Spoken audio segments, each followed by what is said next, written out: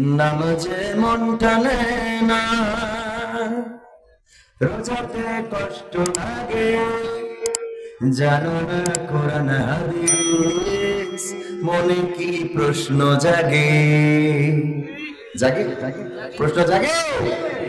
নামাজে মন টানে না, রোজাতে কষ্ট লাগে, জানো না কোরআন হাদিস, মনে কি প্রশ্ন জাগে? চলছ কোন সে পথে, রবের পথটি ভুলে, কে সে পার করিবে, কিভাবে উঠবা কুলে? চলছ কোন সে পথে, আল্লাহর পথটি ভুলে, কে সে পার করিবে, কিভাবে উঠবা কুলে? নামাজে মন টানে না, নামাজে মন টানে না, ভালো লাগে না রবের বাণী, আল কোরআনের কথা, নবীর হুকুম করতে তরব পায় না মনে ব্যথা।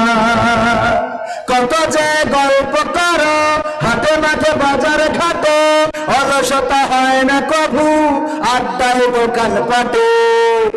ঠিক না বেঠো?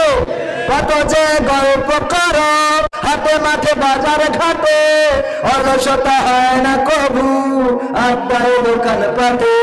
ভাবনা চলছ তুমি সত্যের পথটি ভুলে, কে সে পার করিবে, কিভাবে উঠবা কুলে? কে সে পার করিবে, কিভাবে উঠবা কুলে? বাড়ছে বয়স প্রতিদিনই, চিন্তা নেই কো মনে, এগিয়ে চলেছ কবর পানে, প্রতিটি ক্ষণে ক্ষণে। ঠিক না বেটি? কবরের দিকে যাচ্ছি না এগিয়ে যাচ্ছি প্রতিদিন। বাড়ছে বয়স প্রতিদিনই, চিন্তা নেই কো মনে, এগিয়ে চলেছ কবর পানে, প্রতিটা ক্ষণে ক্ষণে। টিভি আর সিনেমাতে হৃদয় পড়ে থাকে, কখনো মনের ভুলে রবকে মন কি ডাকে? টিভি আর সিনেমাতে হৃদয় পড়ে থাকে, কখনো মনের ভুলে রবকে মন না ডাকে। ভাবনা চলছ তুমি কোন সে পথটি ভুলে, কে সে পার করিবে, কিভাবে উঠবা কুলে, কিভাবে উঠবা কুলে?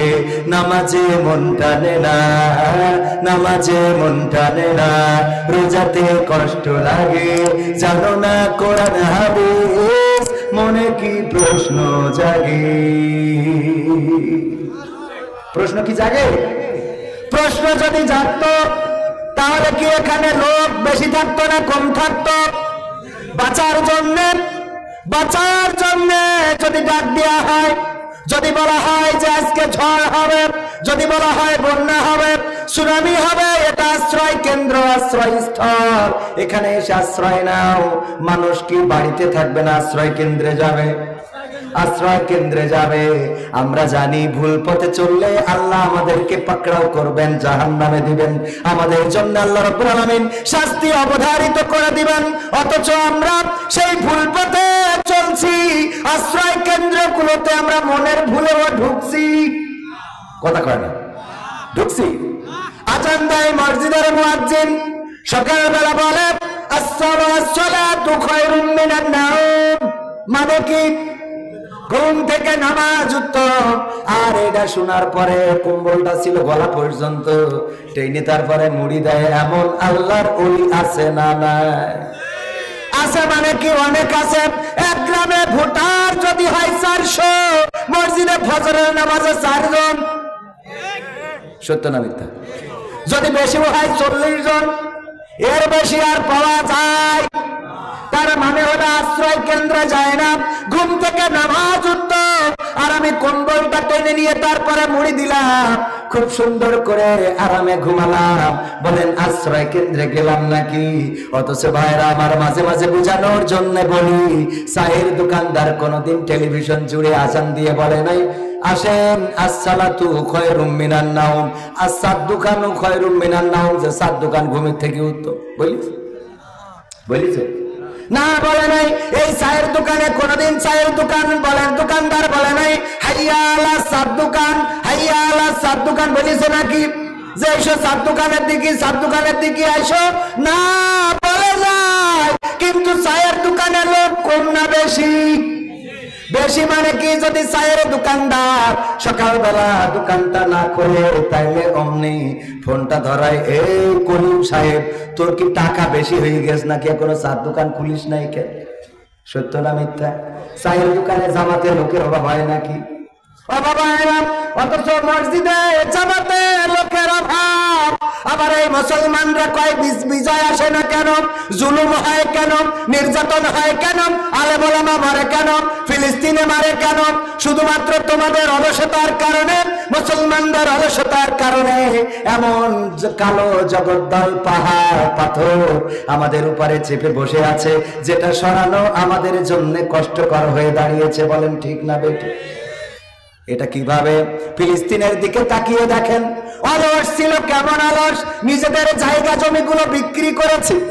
নিজেদের জায়গা জমিগুলো এরকম আছে না, দেখবেন যে নোয়াখালী, কুমিল্লা, চট্টগ্রাম অথবা সিলেট, ওই অঞ্চল থেকে আগের মানুষ আগে আসতো, এসে এই এলাকায় আসতো কাজের জন্য, এসে কারো বাড়ি কামলা খাটতি সেই বাড়ি একসময় কিনে নিয়েছে, জায়গা জমি কিনে নিয়েছে। পরে দেখা যায় যেই বাড়ি আশ্রিতা ছিল, আশ্রয় দেওয়া হয়েছিল, ওই বাড়ির লোক এখন এই বাড়িতে মাইনে কাটে। সত্য না মিথ্যা? কারণ কি? কারণ হলো ওদের বাবার ছিল ঠ্যাঙের পরে পা তুলে খেত, ঠ্যাঙের পরে পা তুলতো, হুকো টাইমতো, কাজ করে নাই। আর যেই লোক ওই বাড়িতে ছিল, সে পরিশ্রম করেছে, কষ্ট করেছে, উপার্জন করেছে, করতে করতে করতে করতে একটা সময় যেই লোকটা এই গ্রামে ছিল, যাকে পলিথিন বলতো মানুষ, ওই লোকটার নামের শেষে এখন চৌধুরী বসে গেছে। বলেন ঠিক না বেটি? ফিলিস্তিনেও তাই। ইহুদিদের কাছে জমি জায়গা বিক্রি করতে করতে করতে করতে এমন একটা পর্যায়ে চলে গেছে যে ওদের দখলে বেশি চলে গেছে। তারপরে ঘুম ভেঙেছে। ও মুসলমানেরা, কবি নজরুল অনেক আগেই বলেছে, ঘুমের ঘরে কেটেছে ফজর, তখন জাগনি যখন জোহর, হেলায় ফেলায় কেটেছে আছর, মাগরিবের ওই শুনিয়া যান, এশার জামাতে হরে স্বামী, এখনো জামাতে আছে স্থান। এশার জামাতে যদি শামিল হওয়া না যায়, এখন যদি এশার জামাতে শামিল না হন, তাহলে আগামীকাল সূর্যোদয় আপনার কপালে আর নাও জুটতে পারে। বলেন ঠিক না বেঠে? সুতরাং আপনাকে এশার জামাতে শামিল হয়ে যেতে হবে। আর কোনো দ্বন্দ্ব নয়, আর কোনো ফিতনা নয়, আর কোনো ফ্যাসাদ নয়। আমরা একটি সুখী সমৃদ্ধশালী বাংলাদেশ চাই। কে ভোট করবে, কে কোন মার্কা নিয়ে পাশ করবে, কে কোন প্রতীক আনবে, এটা আমাদের বক্তব্য নাই।